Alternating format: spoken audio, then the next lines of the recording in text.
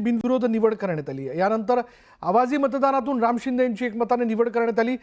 सभापतीपदी राम शिंदेंनी नियुक्ती झाल्यानंतर राम शिंदेंनी न्यूज 18 लोकमतशी गप्पा मारल्यात आणि त्यावेळी राम शिंदे आणि त्यांच्या मातोश्री भाऊक झाल्याचं पाहायला मिळालं।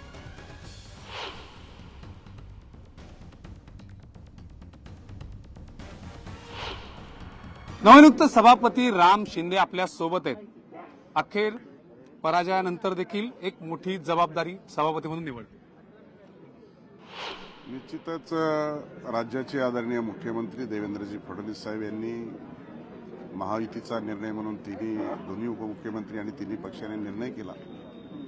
अधिकृत उमेदवारी जाहीर केली आणि विरोधी पक्षांनी देखील फॉर्म न भरता बिनविरोध ही निवडणूक झाली आणि सभागृहामध्ये ठराव मांडल्याच्या नंतर एक मताने निवड झाली। आणि खऱ्या अर्थानं लोकशाहीमध्ये विधिमंडळामध्ये जो काही संदेश महाराष्ट्रातल्या जनतेला जायला पाहिजे होता की विधिमंडळातलं कामकाज पीठासीन अधिकारी म्हणून उजवा डावा सत्ताधारी विरोधी पक्ष एक चांगल्या पद्धतीचा संदेश या निमित्ताने गेलेला आहे। तुमच्याही डोळ्यात पाणी आहे, आईच्याही डोळ्यात पाणी आहे। संघर्ष नवा नाहीये, कसं बघताय आईला सोबत आज सभागृहात आणलं? जीवनच संघर्षाचं आहे आई वडिलांपासून माझं, त्यामुळे संघर्षातूनच दैदिप्यमान स्वप्नपणाची माझी जी काही मानसिकता आणि खुबी आहे त्याच्यातून नेहमी करता राजकारणात समाजकारणात चर्चेत राहतो आणि चर्चेच्या माध्यमातून वरिष्ठांचं शिरस्त नेतृत्वाचं लक्ष या कामातून वेधतो आणि दिलेल्या संधीला स्वतःला सिद्ध करतो।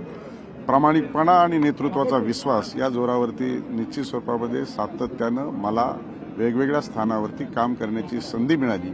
आणि ज्यावेळेस संधी मिळाली, आज देखील सभागृहात आपण चर्चा करत असताना ज्यावेळेस अनेक नेतृत्वाने चर्चा केली त्यावेळेस गृहराज्यमंत्री म्हणून माझी ज्यावेळेस संधी मिळाली, त्यामुळे आज देखील गृहराज्यमंत्री म्हणून 2014 ते 17 मध्ये केलेलं काम लोकांच्या लक्षात आहे। त्याच्यामुळे दिलेल्या संधीचं सोनं करणं आणि त्या पदाला न्याय देणं ही मी भूमिका घेतो। सहकुटुंब रामभाऊ आलेले आहेत। माय कसं वाटतंय, लेख आता तिथं पराभव झाला आणि इथं फार मोठ्या पदावर बसले, बघितले कुठे बसले होते? नशीब त्याच मला काही कळत नाही, पण संघर्ष सगळा आहे। नशीबवान राम नाव ठेवलंय मी। डोळ्यात पाणी आहे आज, ये ना, काय होत आनंद आहे। आनंद आहे, आनंद।